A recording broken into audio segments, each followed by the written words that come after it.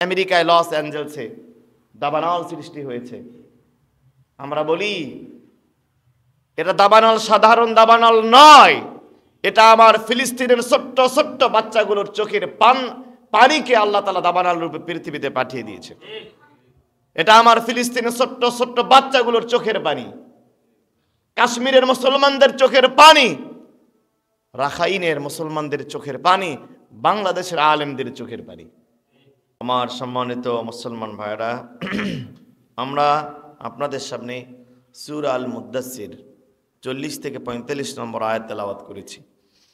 মহান রব্বুল আলামিন যদি তৌফিক দান করেন, আমরা এখান থেকে কিছু কথা বলবো ইনশাআল্লাহ। এই আয়াতে কারিমাগুলোতে মহান রব্বুল আলামিন মানুষ যে জাহান্নামী হবে, মানুষ জাহান্নামে যাবে, জাহান্নামে যাওয়ার অন্যতম প্রধান 4টা কারণের কথা আলোচনা করেছেন। যেই 4 কারণে মানুষ জাহান্নামে যাবে, এই 4 কারণগুলো হচ্ছে, আল্লাহ বলেন ফি জান্নাতি ইয়াতাসাআলুন, জান্নাতি আর জাহান্নামী যদিও সম্পূর্ণ বসবাসের দিক থেকে সম্পূর্ণ বিপরীতধর্মী জায়গা, কিন্তু তারা একে অপরকে দেখতে পাবে, তাদের সাথে অনেক সময় কথোপকথন হবে। তো জান্নাতীরা প্রশ্ন করবে আনিল মুজরিমিন, যারা অপরাধী, মুজরিম, পাপাচার, জালিম, যারা গুনাহগার, তাদের সম্পর্কে জিজ্ঞাসা করবে মা সালাকাকুম ফি সাকার, তোমরা কেন জাহান্নামে আসলা? সাকার এটা জাহান্নামের অন্যতম একটা অংশ। জাহান্নামের যে 7টা দরজা আছে, লাহা সাবাতু আবওয়াব লিকুল্লি বাবিম মিনহুম জুজউম মাকসুম, অন্যতম একটা দরজা হচ্ছে এই সাকার। কেন তোমরা সাকারে আসলা? তারা বলবে 1 নম্বর ক্বালু লাম নাকু মিনাল মুসাল্লিন, দুনিয়াতে আমরা নামাজ আদায় করতাম না। বলেন না নাউজুবিল্লাহ। তাহলে জাহান্নামী হওয়ার প্রধানতম কারণ হবে কিয়ামতের দিন, তা হচ্ছে যারা নামাজ আদায় করবে না। 2 নম্বর ওয়ালাম নাকু নুতঈমুল মিসকিন, যারা কিনা গরিব, মিসকিন, অসহায়, প্রতিবন্ধী, বিধবা, সমাজের অনগ্রসর মানুষদেরকে খাবার দিত না। ঘরে পর্যাপ্ত খাবার আছে, টাকা আছে, পয়সা আছে, এলাকার তার পরিচিত আত্মীয় স্বজনদের মধ্যে কাদের কি সমস্যা খোঁজ খবর রাখতো না। এটা হবে 2 নম্বর কারণ। ওয়াকুন্না নাখুদু মাআল খায়িদিন, 3য় কারণ, তারা বলবে আমরা অহিতুক গাল গল্প কিচ্ছা কাহিনী, যে সমস্ত কথার কোনো দাম নাই, মূল্য নাই, রাস্তাঘাটে, চায়ের স্টলে, দোকানে, পাটে, ব্যবসা বাণিজ্যে, স্কুল কলেজ মাদ্রাসায়, মসজিদে আমরা অহিতুক কথা বলতাম, যে সমস্ত কথার কোনো চালানার দাম নাই, এসব ফালতু কথাবার্তা আমরা বলতাম। সর্বশেষ 4র্থ নম্বর, তারা বলবে অকুন্না নুকাজ্জিবু বিয়াউমিদ্দিন, কর্মফল দিবস, এই জীবনটাই শেষ নয়, পরকালে উঠতে হবে, কিয়ামত হবে, হাসর হবে, মিজানে আমার নেকি আর বদি ওজন করা হবে, আমরা এটা বিশ্বাস করতাম না, আমরা এটা অস্বীকার করতাম। বলেন না নাউজুবিল্লাহ। আমার ভাইরা, এগুলো হলো জাহান্নামীদের জাহান্নামে যাওয়ার 4টা কারণ। এরা যাবে সাকার নামক জাহান্নামে। সাকারটা কি? আল্লাহ নিজেই বলতেছেন। আল্লাহ তাআলা বলেন সাউসলিহি সাকার ওয়া মা আদরাকা মা সাকার। আল্লাহ বলছেন সাউসলিহি সাকার, অচিরেই তাদেরকে সাকার নামক জাহান্নামে নিক্ষেপ করা হবে। ওয়া মা আদরাকা মা সাকার, হে নবী আপনি জানেন, আপনি কি জানেন সাকার জিনিসটা কি, সাকার জাহান্নামটা কি? আল্লাহ বলতেছেন লা তুবকি ওয়া লা তাজার, এটা এমন একটা ভয়ঙ্কর জায়গা, এমন একটা নিকৃষ্ট জায়গা, মানুষকে বাঁচতেও দেবে না, আবার মরতেও দেবে না। এই জাহান্নামে যারা যাবে, বাঁচতেও পারবে না, আবার মরতেও পারবে না। প্রচণ্ড আযাবে যখন লিপ্ত হবে, তারা মরতে চাইবে। আল্লাহ বলবেন লা ইয়ামুতু ফিহা ওয়া লা ইয়াহইয়া, এখানে মানুষ মরবেও না, বাঁচবে না, এরকম একটা মাঝামাঝি অবস্থায় তারা থাকবে। এরপরে আল্লাহ বলেন লাওয়াহাতুল লিল বাশার, এত ভয়ঙ্কর জাহান্নামের শাস্তি তাদেরকে দেওয়া হবে, চামড়া ঝলসে যাবে, জাহান্নামীদের চামড়া সম্পর্কে বলা হয়েছে, রাসূল বলছেন ইসনানি ওয়া সাবউনা জিরাআন, জাহান্নামীদের চামড়া হবে 72 গজ লম্বা। বলে না নাউজুবিল্লাহ, 1 গজ নয়, 2 গজ নয়, 72 গজ লম্বা করে জাহান্নামীদের চামড়াটাকে আল্লাহ মোটা করে দিবেন। 1 গজ সমান 2 হাত, 72কে 2 দিয়ে গুণ করলে কত হয়? 140 হাত লম্বা হবে একজন মানুষ জাহান্নামীর শুধু চামড়াটাই। শুধু তাই নয়, রাসূল বলেন এক একজন জাহান্নামীর দাঁত হবে মিসলা উহুদিন, উহুদ পাহাড়ের মতো। উহুদ পাহাড়টা 8 মাইল লম্বা, আর এত বড় একটা পাহাড়, এই পাহাড়ের সমান জাহান্নামীদের এক একটা দাঁত আল্লাহ সৃষ্টি করবেন। শুধু তাই নয়, এই জাহান্নামীরা যেই জায়গার মধ্যে বসবে, জাহান্নামে চলে যাওয়ার পর ধপাস করে তারা বসে পড়বে। জাহান্নামীর এক একজন জাহান্নামীর বসার জন্য জায়গা রাখবে। মক্কা থেকে মদিনা 410 কিলোমিটার জায়গার মতো জায়গা তাদের বসার জন্যই লাগবে। আমার ভাইয়েরা, এই ভয়ঙ্কর জাহান্নাম, আল্লাহ পাক বলেন আলাইহা 19, এই জাহান্নামকে দেখার জন্য, রক্ষণাবেক্ষণ করার জন্য জাহান্নামের দারওয়ান হিসাবে আমি আল্লাহ 19 জন ফেরেশতা নিযুক্ত করে রেখেছি। এই 19 জন ফেরেশতা জাহান্নামকে পাহারা দেয়। কিয়ামতের দিন মহান রব্বুল আলামিন জাহান্নামকে কিয়ামতের মাঠে হাজির করবেন। সূরা ফজরের মধ্যে আল্লাহ বলছেন ওয়াজিআ ইয়াউমাইযিন বিজাহান্নাম, আল্লাহ বলেন জাহান্নামকে কিয়ামতের মাঠে হাজির করা হবে। জাহান্নামীরা দেখবে জাহান্নামকে, কিয়ামতের মাঠে যারা থাকবে কিয়ামতবাসী দেখবে জাহান্নামকে নিয়ে আসা হচ্ছে। আর আশরাফ আলী থানভী রহমাতুল্লাহ আলাইহি বলছেন আয়াতের ব্যাখ্যায়, জাহান্নামের 30,000 মাথা থাকবে, এক একটা মাথার মধ্যে 32টা করে দাঁত থাকবে। 30,000 মাথা, 30,000 মাথার মধ্যে 30,000 মুখ থাকবে, এক একটা মুখের মধ্যে 32টা করে দাঁত আল্লাহ দিবেন। এই জাহান্নামের রশি ধরে টানতে থাকবে 19 জন ফেরেশতা। 19 জন ফেরেশতার এক একজনের আন্ডারে আবার 70,000 ফেরেশতা। 70,000 ফেরেশতা এক একজনের আন্ডারে জাহান্নামের নাকের মধ্যে রশি লাগায়া জাহান্নামের এক কর্নারে যখন আনা হবে, জাহান্নামের বিভীষিকাময় অবস্থা দেখার পরে মানুষ দিক বিদিক ছুটাছুটি করতে থাকবে। আল্লাহ তাআলা বলেন ইয়াউমা ইয়াকুমুর রূহু ওয়াল মালাইকাতু সাফফা লা ইয়াতাকাল্লামুনা ইল্লা মান আযিনা লাহুর রাহমানু ওয়া ক্বালা সাওয়াবা।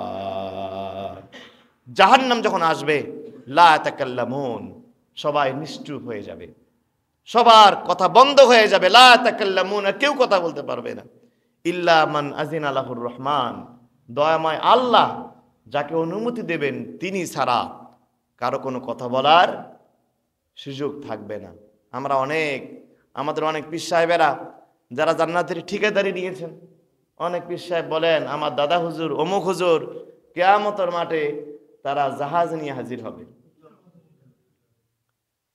ওই জাহান্নামে মুরদ্দিরকে নিয়ে জান্নাতে যাবে।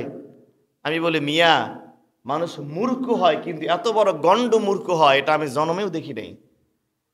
এই কোরআনের আয়াতগুলোকে শুধু রংপুরে আছে না, সারা বাংলাদেশের কোরআন শরীফ আয়াতগুলো আছে। আল্লাহ খুলে খুলে বর্ণনা করছেন লা তাকাল্লামুন, যেখানে নবীরা কথা বলার সাহস করবেন না, নবীরা সাইলেন্ট হয়ে যাবেন। আল্লাহ বলবেন আইনাল মুতাকাব্বিরুন, কোথায় আজকে অহংকারীরা? আইনাল মুতাকাব্বিরুন, যারা দুনিয়াতে পদভারে চলতো, অহংকার করত, মানুষকে মানুষ মনে করতো না, সারা বাংলার মানুষকে চাকর মনে করতো, এরা আজকে কোথায়? আল্লাহ বলবেন আইনা মুলুকুল আরদ, দুনিয়ার রাজা, বাদশা, প্রেসিডেন্ট, প্রধানমন্ত্রী, এমপি, মন্ত্রী, শাসন ক্ষমতায় যারা ছিল তারা আজকে কোথায়? কার কোনো জবাব নাই। আল্লাহ বলবেন ইয়া দুনিয়া আইনা আনহারুকি, হে দুনিয়া তোমার বুকে বড় বড় নদী ছিল, অসংখ্য নদ নদী ছিল, আজকে নদ নদীগুলো কোথায়? কারো জবাব নেই। আল্লাহ বলবেন ইয়া দুনিয়া আইনা আশজারুকি, তোমার বুকে অনেক বড় বড় বৃক্ষ তরুলতা ছিল, অ্যামাজন বন, বিশ্বের বড় বড় বন জঙ্গল, অ্যামাজন বনে এত বড় বন, বিজ্ঞানীরা বলছেন, পরিবেশবিদরা বলছেন, একটা বানর যদি টানা 100 দিন চলে, ওই বানর তাকে নিচে নামতে হবে না, একটা গাছ থেকে সে আর একটা গাছে চলতে থাকবে। এত বিশাল বিশাল বন, বৃক্ষ তরুলতা আল্লাহ সৃষ্টি করেছেন। উপমহাদেশের সব থেকে বড় বৃক্ষ এই যে ঝিনাইদহের কালীগঞ্জে, বিশাল বৃক্ষ। আল্লাহ বলবেন কোথায় আজকে বড় বড় বৃক্ষ লতা পাতাগুলো, কোথায় বড় বড় গাছগুলো আজকে কোথায়? কারো জবাব নেই। আল্লাহ বলবেন ইয়া দুনিয়া আইনা জিবালুকি, আজকে কোথায় বড় বড় পাহাড়গুলো? এক একটা পাহাড় আল্লাহ রাব্বুল আলামিন, হিমালয় পর্বত, এরকম মাউন্ট এভারেস্ট, এই যে আপনারা সবাই জানেন আমেরিকায় লস অ্যাঞ্জেলসে দাবানল সৃষ্টি হয়েছে। আমরা বলি এটা দাবানল সাধারণ দাবানল নয়, এটা আমার ফিলিস্তিনের ছোট্ট ছোট্ট বাচ্চাগুলোর চোখের পানিকে আল্লাহ তাআলা দাবানল রূপে পৃথিবীতে পাঠিয়ে দিয়েছে। এটা আমার ফিলিস্তিনের ছোট্ট ছোট্ট বাচ্চাগুলোর চোখের পানি, কাশ্মীরের মুসলমানদের চোখের পানি, রাখাইনের মুসলমানদের চোখের পানি, বাংলাদেশের আলেমদের চোখের পানি। এই দাবানল গ্রাস করবে আমেরিকাকে, ইহুদিদেরকে খেয়ে ফেলবে। অচিরেই সেদিন আসবে ইনশাআল্লাহ, যেই দিন নেতানিয়াহু ইহুদিদের কবর আমেরিকার মাধ্যমে তাদের কবর রচিত হবে। বলেন না ইনশাআল্লাহ? আল্লাহ বলেন কোথায় তোমার পাহাড়গুলো? এত বিশাল বিশাল আল্লাহ পাহাড় সৃষ্টি করেছেন। শুধু মক্কা নগরীতেই, মক্কার আশেপাশেই আল্লাহ 6000 পাহাড় সৃষ্টি করেছেন। অল জিবাল আওতাদা, জমিন সৃষ্টি করার পর জমিন কাঁপতেছিল। এই যে আমরা ছোট্ট একটা বিল্ডিং, আমাদের 2 তলা মাত্র, এখানে আমরা পিলার লাগিয়েছি। এত বড় পৃথিবীটাকে আল্লাহ ভারসাম্যপূর্ণ করার জন্য অল জিবাল আওতাদা, এই পাহাড়গুলোকে আল্লাহ পেরেক রূপে কানেকশন করেছেন, যাতে করে ভূমিকম্পের মধ্যে এই পৃথিবী ভূমিধস হয়ে না যায়, পৃথিবী যেন জমিনের সাথে বিলীন হয়ে না যায়। আল্লাহ এর জন্য মাঝে মাঝে পাহাড় সৃষ্টি করেছেন। বলেন সুবহান। আল্লাহ এবার নিজে বলবেন লিমানিল মুলকুল ইয়াউম, বলো আজকের রাজত্ব কার, আজকের ক্ষমতা কার? আল্লাহ নিজেই বলবেন লিল্লাহিল ওয়াহিদুল কাহার, আজকের রাজত্ব, আজকের ক্ষমতা, আজকের বিচারের মালিক একমাত্র আমি, পরাক্রমশালী আল্লাহ তাআলা। বলেন আল্লাহু আকবার। আমার ভাইয়েরা, এই অবস্থা দেখে নবীরা পর্যন্ত অস্থির হয়ে যাবেন। সমস্ত নবীরা ইয়া নাফসি নাফসি বলতে থাকবেন। মুসা আলাইহিস সালামের মতো পয়গম্বর, এত জলিলুল কদর একজন পয়গম্বর, তিনি বেহুশ হয়ে যাবেন, বেকারার হয়ে যাবেন, কাঁদতে থাকবেন। উম্মতের কথা তো মনে থাকবে না, নিজের পরিবারের কথা ভুলে যাবেন।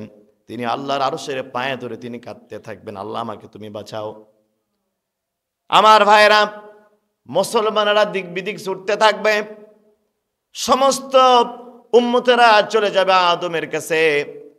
আপনি আমাদের আবুল বাশার, আপনি আমাদের আদি পিতা, একটু আল্লাহর কাছে দোয়া করেন। প্রচন্ড জাহান্নামের তাপ আর সহ্য হয় না। এক পর্যায়ে এই যে 19 জন ফেরেশতা, এক একজনের আন্ডারে 70,000 ফেরেশতা, এই ফেরেশতাদের হাত থেকে জাহান্নামের রশিটা ছিটকে খুলে যাবে, ছিঁড়ে যাবে। আমার ভাইয়েরা, জাহান্নামের রশি যখন ছিঁড়ে যাবে, আর কেউ জাহান্নামকে আটকাতে পারবে না। জাহান্নামীরা কিয়ামতবাসীরা দেখবে চতুর্দিক থেকে জাহান্নাম মানুষকে ঘেরাও করে ফেলতেছে, চতুর্দিক থেকে জাহান্নাম মানুষের দিকে এগিয়ে আসতেছে। কারো কথা বলার কোনো সুযোগ নাই। সবাই যাবে আদমের কাছে। আদমু সাফিউল্লাহ, আপনি আমাদের জন্মদাতা পিতা, আপনার মাধ্যমে দুনিয়াতে এসেছি, একটা বার দোয়া করেন আল্লাহ যেন তাড়াতাড়ি বিচারটা শুরু করেন, জান্নাত হোক অথবা জাহান্নাম হোক। এই জাহান্নামের তীব্র কষ্ট আর সহ্য হচ্ছে না। এখনো লোকগুলো জাহান্নামে যায় নাই, জাহান্নামের মাত্র তাপ তাদের শরীরে লাগতেছে। আদম বলবেন আমি তো পারবই না, আল্লাহ আমাকে গাছের নিকটবর্তী হতে নিষেধ করেছিলেন, ভুল করেছি, না জানি আজকে আমার অবস্থা কি হয়ে যায়। মানুষেরা চলে যাবে নূহ আলাইহিস সালামের কাছে, বলবে আমি তো পারবই না। যাবে ইব্রাহিম আলাইহিস সালামের কাছে, বলবেন না আমি তো পারবো না। এরপরে চলে যাবে মুসা আলাইহিস সালামের কাছে, মুসা বলবেন আমি তো পারবই না। তারপরে যাবে ঈসা আলাইহিস সালামের কাছে, ঈসা আলাইহিস সালাম বলবেন আমি তো পারবই না। তার কারণ কোটি কোটি খ্রিস্টানেরা আমাকে আল্লাহর পুত্র বলেছে, আর আমার মাকে আল্লাহর স্ত্রী বলেছে। না জানি আল্লাহ আজকে আমার সাথে কি ব্যবহার করবেন। আমার ভাইয়েরা, তিনি বলবেন, তবে একটা পরামর্শ তোমাদের দিতে পারবো, ইজহাবু ইলা মুহাম্মদ। আজকের এই কিয়ামতের দিন, ভয়ঙ্কর কঠিন মুসিবতের দিনে একজন ব্যক্তি সুপারিশ করতে পারেন, তিনি হলেন মুহাম্মদ সাল্লাল্লাহু আলাইহি ওয়াসাল্লাম। আমার ভাইয়েরা, কোটি কোটি উম্মত সেদিন চলে যাবে, নবীজির কাছে যাবেন। সমস্ত নবীরা নিজেদের নিয়ে ব্যস্ত। মানুষ গিয়ে দেখবেন আখিরি জামানার পয়গম্বর, আপনার আমার কলিজার টুকরা নবী, তিনি সেজদায় পড়ে আল্লাহর কাছে কান্না করতেছেন। তিনি সেজদায় পড়ে কাঁদতেছেন। এমন কিছু প্রশংসা তিনি সেদিন আল্লাহর করবেন, মুহাদ্দিসিনে কেরাম বলেছেন ওই শব্দগুলো রাসূল দুনিয়াতে বলে যান নাই। আল্লাহ রাব্বুল আলামিন তাকে নতুন করে শব্দগুলো শিক্ষা দেবেন। ওই শব্দগুলো ধরে ধরে তিনি আল্লাহর কাছে দোয়া করতে থাকবেন। আল্লাহ তাআলা বলবেন, ইরফা রাসাকা ইয়া মুহাম্মদ ইশফা তুশাফা। আমার হাবিব সারা জীবন কেঁদেছেন, ৬৩ বছরের জিন্দেগি কষ্টে জীবন যাপন করেছেন, আর কাঁদবেন না। আপনার কান্না আমার আর সহ্য হয় না। আপনি আজকে যাদের জন্য সুপারিশ করবেন, আমি তাদের সবার জন্য আপনার সুপারিশ কবুল করে নিব। আল্লাহ তাআলা বলেন, ওয়া মিনাল লাইলি ফাতাহাজ্জাদ বিহি নাফিলাতাল লাক আসা আইয়াবআসাকা রাব্বুকা মাকামাম মাহমুদা। আল্লাহ বলেন, সেদিন আল্লাহ তাআলা আমাদের হাবিবকে মাকামে মাহমুদ দান করবেন, প্রশংসিত জায়গা দান করবেন। নবীজি বলেন, আনা সাইয়্যিদু ওয়ালিদ আদম। কিয়ামতের দিন আমি হব শুধু উম্মতে মুহাম্মদী নয়, পৃথিবীর সমস্ত মানুষের নেতা। জোরে বলবেন না সুবহানাল্লাহ। ওয়া বিয়াদিল ইয়াউল হামদ। আমার হাতের মধ্যে একটা প্রশংসার ব্যানার থাকবে, প্রশংসার পতাকা থাকবে। আমার পতাকার নিচে কোনো নবীও যদি না আসে, সেই নবীও জান্নাতে যেতে পারবে না। আমার ব্যানারের নিচে, আমার পতাকার নিচে সবাইকে আসতেই হবে। আমার ভাইয়েরা, নবী সাল্লাল্লাহু আলাইহি ওয়াসাল্লাম সুপারিশ করবেন। সুপারিশ কিভাবে করবেন? কোটি কোটি মানুষ, আয়েশা সিদ্দিকা রাদিয়াল্লাহু তাআলা আনহা বলছেন, ইয়া রাসূলুল্লাহ, ওই দিন কোটি কোটি মানুষ তো সবাই বলবে আমি আপনার উম্মত, আমি আপনার উম্মত, আমি আপনার উম্মত। আপনি কেমনে জান্নাতি উম্মতগুলো বেছে বের করবেন? রাসূল বলেন, দেখো আয়েশা, গুররাল মুহাজ্জালিন, হাদিসের পরিভাষা গুররাল মুহাজ্জালিন বলা হয় যে ঘোড়া অথবা উটের মাথাটা সাদা থাকে। একটা উটের পালের মধ্যে, গরুর পালের মধ্যে, ছাগলের পালের মধ্যে সমস্ত গরু, ছাগল অথবা উটের মাথাগুলো যদি কালো হয় আর একটার মাথা যদি সাদা হয়, ওই সাদা উটটা, সাদা ঘোড়াটা, সাদা গরুটা বের করতে মালিকের কি খুব বেশি কষ্ট হবে? রাসূল বলেন, গুররাল মুহাজ্জালিন। আয়েশা, আমার উম্মত, প্রচন্ড শীত, পৌষ মাসের শীত, মাঘ মাসের শীত, বয়স ৮৪, বয়স ৭০, অথবা যুবক, পাশে স্ত্রী ঘুমিয়ে আছে, বিছানা তাকে আটকাতে পারে না, স্ত্রীর আকর্ষণ তাকে আটকাতে পারে না, বার্ধক্য তাকে বিছানায় রাখতে পারে না। প্রচন্ড শীতকে উপেক্ষা করে ঠান্ডা পানি দিয়া ওযু করে আমার যে সমস্ত উম্মতেরা নামাজ আদায় করেছে, ওদের নামাজের জায়গা থেকে, কপাল থেকে, চোখ থেকে, হাত থেকে, ওযুর জায়গা থেকে নূর বের হবে, আলো বের হবে। আমি মুহাম্মদ এই আলো দেখে দেখে আমার নামাজি উম্মতগুলোকে জান্নাতে নিয়ে যাব। আমার ভাইয়েরা, আরামের ঘুমকে নষ্ট করে যারা আমরা ফজর আদায় করছি, যারা মসজিদে আসছি, যে সমস্ত যুবক ভাইয়েরা মনটা চায় একটু রেস্টের জন্য, শরীরটা, রাত ১২টা পর্যন্ত ফেসবুকিং করেছেন, ইউটিউবিং করেছেন, ইনস্টাগ্রামে ছিলেন, অনলাইনে ছিলেন, রাত ৩টার সময় ঘুমিয়েছেন, মনটা চায় একটু সুন্দর করে একটা শান্তির ঘুম দেই। আজান হওয়ার সাথে সাথে অসংখ্য যুবক আছে যাদেরকে আর ১ সেকেন্ড বিছানায় আটকা রাখা যায় না, ঠিক কিনা ভাইরা? এ সমস্ত উম্মতগুলোকে রাসূলুল্লাহ সুপারিশ করে জান্নাতে নিয়ে যাবেন। তাহলে আমাদের কি, আমাদের ফজরের নামাজের জামাতে শরীক হওয়ার দরকার আছে না নাই? সবাই কথা বলেন না কেন ভাইরা? আলহামদুলিল্লাহ। এই জন্য ফজরের নামাজটা হচ্ছে এটা মুনাফিক চেনার উপায়। রাসূলুল্লাহ সাল্লাল্লাহু আলাইহি ওয়াসাল্লামের যে সমস্ত সাহাবীরা ফজরের জামাতে আসতো না, রাসূলুল্লাহ ধারণা করতেন সাহাবায়ে কেরাম এটা বদ্ধমূল ধারণা ছিল সে নিশ্চয়ই মুনাফিক হয়ে গেছে। তার কারণ ফজরে যারা আসতে পারে না তারা প্রকৃত নামাজি হতে পারে না। কথা বলেন না কেন ভাইরা? ঠিক বলতেছেন যারা যারা নামাজে আসেন, যারা আসেন না তারা ঠিক বলতেছেন না। আপনি বললেও ঠিক, না বললেও ঠিক। সুতরাং 4 ওয়াক্ত পড়লেন, 2 ওয়াক্ত পড়লেন, আর কিছু ওয়াক্ত বাদ দিলেন, এটাও এক ধরনের মুনাফিকি, ঠিক কি না? তাহলে জাহান্নামে যাওয়ার অন্যতম প্রধান কারণ হচ্ছে দুনিয়াতে নামাজ আদায় না করা। নামাজ আদায় না করলে যেমনিভাবে আপনার পরকালীন জীবনে অর্থাৎ কিয়ামত মাঠে রাসূলের সুপারিশ পাওয়া যাবে না। রাসূল সাল্লাল্লাহু আলাইহি ওয়াসাল্লাম সুপারিশ করতে থাকবেন, আল্লাহর রাগ তখনও কমবে না। আল্লাহ বিচার শুরু করবেন, এমত অবস্থায় রাসূল চিন্তা করবেন আল্লাহ তাআলা রাগকে কমানোর জন্য। আল্লাহ তাআলা গিয়ে বলবেন, আর রাসূল গিয়ে বলবেন, আল্লাহ তাআলা এমন একজন ব্যক্তির আমলনামা আপনাকে দিব, দেখার সাথে সাথে আপনার রাগ ঠান্ডা হয়ে যাবে। রাসূলুল্লাহ সেদিন সবার আগে কিয়ামতের মাঠে আবু বকরের আমলনামাটা আল্লাহর সামনে দিবেন। আবু বকরের আমলনামা দেখার পরেই আল্লাহর সমস্ত রাগ গোসা মুহূর্তের মধ্যে পানির মতো ঠান্ডা হয়ে যাবে। এত চমৎকার জিন্দেগি তিনি গঠন করে গেছেন দুনিয়াতে। রাসূল একদিন প্রশ্ন করলেন, আজকে আমার সাহাবীদের মধ্যে কেমন আছো? জানাজা নামাজে শরীক হয়েছে, আবু বকর হাত তুলছে। কে রোজা আছো? হাত তুলেছেন। কে দান করেছো? হাত তুলেছেন। কে এতিমের ঘরে খাবার পৌঁছে দিয়েছো? হাত তুলেছেন। রাসূল 8 থেকে 10টা প্রশ্ন করলেন, সবগুলো আবু বকর হাত তুললেন, বাকি সাহাবীরা 2-3টা তোলার পরে আর নাই।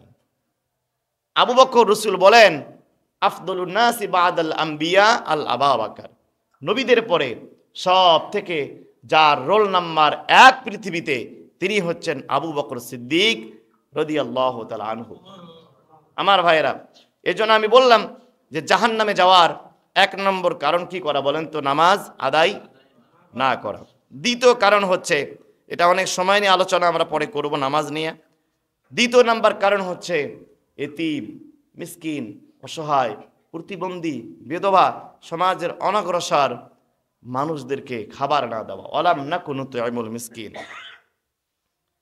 আমার ভাইয়েরা, আল্লাহ রাব্বুল আলামিন বলেন সূরা নিসার 10 নম্বর আয়াতে বলেন, ইন্নাল্লাযীনা ইয়াকুলুনা আমওয়ালাল ইয়াতামা যুলমান ইন্নামা ইয়াকুলুনা ফি বুতুনিহিম নারা ওয়া সায়াসলাউনা সাঈরা। আল্লাহ বলেন ইন্নাল্লাযীনা ইয়াকুলুনা, যারা খায়, ইয়াকুলুনা মুজারের সিগা, বর্তমান ভবিষ্যৎ, যারা খাচ্ছে এবং খাবে। কার সম্পদ? আমওয়ালাল ইয়াতামা, এতিমদের সম্পদ, এতিমদের মাল। বিধবা, প্রতিবন্ধী, সমাজের অনগ্রসর মানুষদের জন্য যে বরাদ্দ থাকে, বাজেট থাকে, সরকারি বাজেট থেকে অথবা পারিবারিক যে বাজেট থাকে, এখান থেকে যারা এতিমদের সম্পদ খায় তাদের সম্পর্কে আল্লাহ বলছেন জুলমান, অন্যায়ভাবে যারা খায় তারা কি করলো? ইন্নামা ইয়াকুলুনা ফি বুতুনিহিম নারা, ওরা যেন পেটের মধ্যে আগুন ঢুকালো। নাউজুবিল্লাহ বলবেন না? এতিমদের সম্পদ ভক্ষণ করা মানে হলো ইয়াকুলুনা ফি বুতুনিহিম নারা, ওরা যেন নিজ পেটের মধ্যে আগুনকে ভক্ষণ করলো। জোরে বলেন না নাউজুবিল্লাহ। চিরেই তারা এই জাহান্নামের লেলিহান অগ্নিশিখায় প্রবেশ করবে। এখন বলতে পারেন হুজুর, আল্লাহ তো শুধু এখানে এতিমের কথা বলছেন, এখানে এতিমকে আপনার অনেকগুলো অর্থে ওলামায়ে কেরাম তাফসীর করেছেন। এতিম শুধুমাত্র বাবা মা মারা গেলে তাকে এতিম বলা হয় না, এটা ন্যাচারাল সিস্টেম। আপনার বাবা মারা যাবেন, আমার বাবা মারা যাবে, অথবা আমি যাব, এটা ন্যাচারাল সিস্টেম। প্রকৃত অর্থে এতিম এটা নয়। এতিম হচ্ছে দায়িত্বশীল ব্যক্তির আন্ডারে যারা থাকেন তারা তার কাছে এতিম। আমার কথা কি বুঝেন? সিটি কর্পোরেশনের কাউন্সিলরের কাছে এলাকার সমস্ত জনসাধারণ অন কাইন্ড অফ এতিম। তার কারণ আমার দেখাশোনা, আমার সিকিউরিটি, আমার খাদ্য, বস্ত্র, বাসস্থান, শিক্ষা, চিকিৎসা দেওয়ার দায়িত্ব কার? রাষ্ট্রের। আর রাষ্ট্র তো সরাসরি দেবে না, রাষ্ট্র অবকাঠামোগত বিভিন্নভাবে দেবেন। রাষ্ট্র দেবে সিটি কর্পোরেশনকে, সিটি কর্পোরেশন দেবে মেয়রকে, মেয়র দেবে কাউন্সিলরকে, কাউন্সিলর দেবে আপনাদেরকে। কথা কি বুঝতেছেন?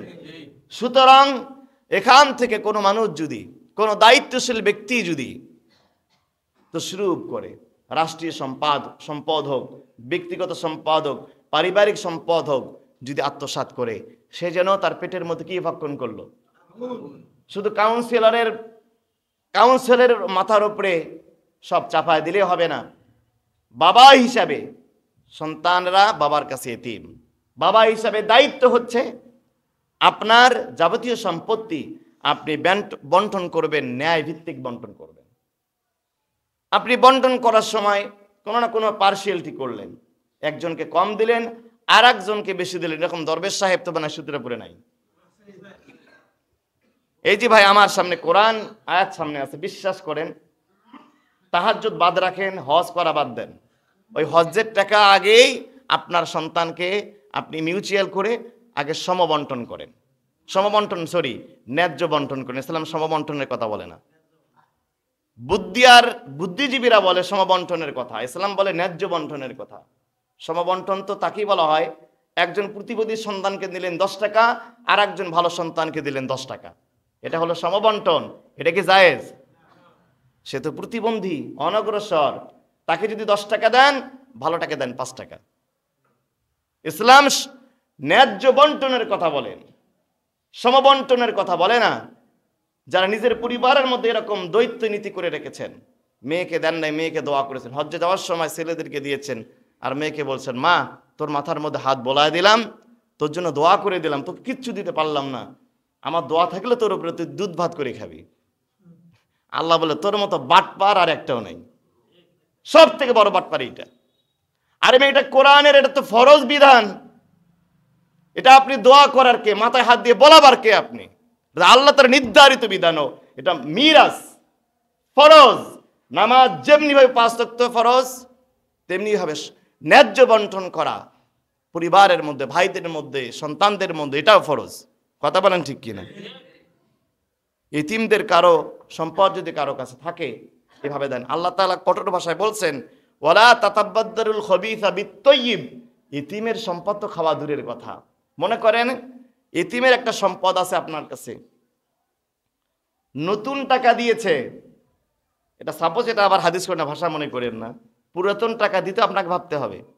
আপনার কাছে 1 মণ ধান রাখলো, আপনি ভালো ধান রেখে খারাপ ধান তাকে দিলেন। আল্লাহ বলছেন এতটুকু কম বেশি করার সুযোগ তোমাকে দেওয়া হয় নাই।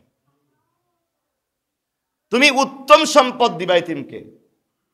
ওয়ালা তাতাবাদ্দারুল খবিসা বিত-তাইয়্যিব, ভালোকে তুমি খারাপ দ্বারা পরিবর্তন করতে পারবে না। আল্লাহ তাআলা বলেন, যারা ইতিমের সাথে দুর্ব্যবহার করে তারা যেন পুরা কিয়ামত দিবসটাকে অস্বীকার করে। বলে নাউজুবিল্লাহ।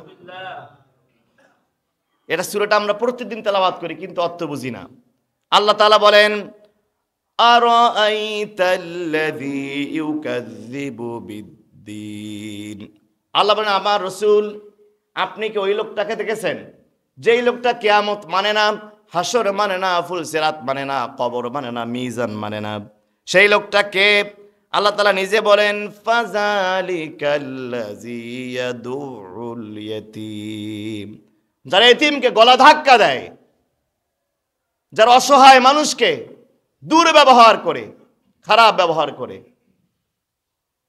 মিসকিন মানুষ, অভাবী মানুষ 10 টাকা চেয়েছে, দিতে পারবেন না তো কি হয়েছে, এটা হাসি দিয়ে কথা বলেন। খারাপ ব্যবহার করার কোনো রাইট আপনাকে দেওয়া হয়নি তো।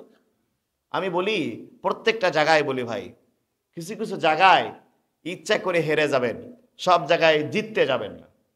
দেখেন আমরা কোথায় যেতে চেষ্টা করি, আমাদের যত রাগ আর ক্ষোভ রিক্সাওয়ালার সাথে। কথা বলেন না কেন ভাইরা? এলা প্রত্যেকটা প্র্যাকটিক্যাল লাইফ থেকে আপনাদের কথাগুলো বলি।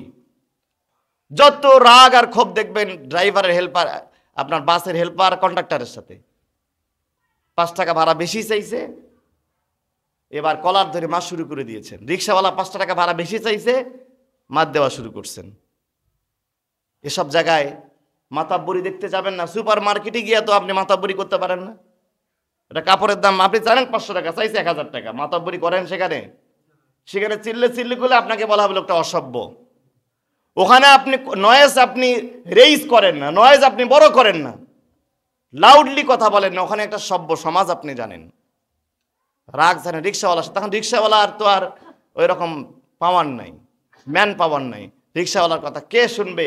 এই সমাজের মানুষ তো রিক্সাওয়ালার কথা শোনে না, এই সমাজের মানুষ ওপরতলার মানুষের কথা শোনে, নিচতলার মানুষের আমাদের কোনো খবর নেই। মুরব্বী একজন মানুষ বাড়ির গাছের কলা নিয়ে এসছে, সাগর কলা, 5 হালা কলা নিয়ে এসছে। দাম করতেছেন, চাচা কলা কয় টাকা? বাবা 20 টাকা। চাচা এগুলা কলা 20 টাকা হয়? ভাই তোমার কলা ছালটাল উঠে গেছে, এ হয়েছে সে হয়েছে, 10 টাকা দিব। মুরব্বী বলতেছে বাবা এই টাকায় বিক্রি করে আমি ওষুধ কিনবো। আবার বলতেছেন 15 টাকা দেবো, চাচা 20 টাকা দিতে পারবো না। জোর করে ব্যাগে ঢুকাইলেন। আপনি এখানে জেতেন নাই, আপনি হেরে গেছেন, ওই চাচাই কিন্তু জিতে গেছে। কথা বলেন ঠিক কিনা? বিশ্বাস করে এসব জায়গায় ইচ্ছা করে হেরে যান। চাচা চেয়েছিল 20 টাকা, আপনার তো উচিত ছিল 30 টাকা দেওয়া। ওই মুরব্বী তো ভিক্ষা করতে যায় নাই, তিনি তো চাই মানুষের কাছে হাত পাততে পারতেন, ভিক্ষা করে নাই। ভিক্ষা না করে আপনার কাছে সে একটা তার বাড়ির পণ্য নিয়ে হাজির হয়েছে। আমরা সব জায়গায় মাথাব্বরি করি, রিক্সাওয়ালার কাছে, ভ্যানওয়ালার কাছে, অটোওয়ালার কাছে, গাড়ির হেল্পারের কাছে। এরা সব থেকে নোংরা মানসিকতার মানুষ, এরা সব থেকে ছোট লোক যারা গাড়ির ড্রাইভার, হেল্পার আর রিক্সাওয়ালার সাথে খারাপ ব্যবহার করে। সব থেকে ছোট লোকের বাচ্চা এগুলো। এটা আমার নিজের প্র্যাকটিক্যাল থেকে কথা। অনেক সময় দেখি স্যুট প্যান্ট পরা, টাই ইত্যাদি করা, আরে আপনি বাসের কন্ডাক্টরের সাথে ঝগড়া করতেছেন, এগুলো করেন না। এদের দোয়া আমার থেকে 1000 গুণ আগে ওই হেল্পারের দোয়া আল্লাহ কবুল করবেন। রিক্সাওয়ালার দোয়া আর আল্লাহর মধ্যে কোনো পার্থক্য থাকবে না। দোয়া করতে দেরি, ওর চোখের পানি আল্লাহ দরবারে পৌঁছতে দেরি হবে না, মাজলুম। কথা বলেন ঠিক কিনা?